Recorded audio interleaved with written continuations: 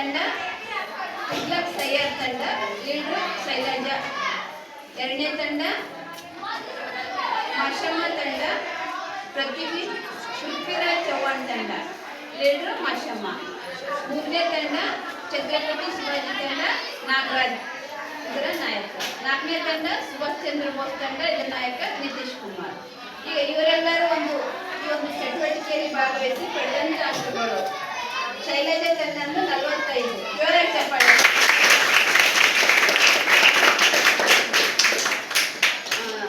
ಇಬ್ಬರು ಸೆಕೆಂಡ್ ಬಂದರು, ನಾಗರಾಜ್ ಮತ್ತು ಮಾಷಮ್ಮ 40.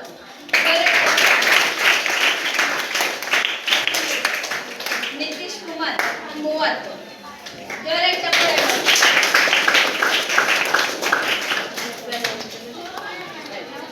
ಇದು ಮೊದಲನೇ ಸರಿ ಆಗೋದ್ರಿಂದ ಮುಂದಿನ ಸರಿ ಚೆನ್ನಾಗಿ ಯಾರು ಬರ್ರಿ, ಎಲ್ಲರೂ ಬರ್ರಿ, ಹೋಗ್ಬೇಕು.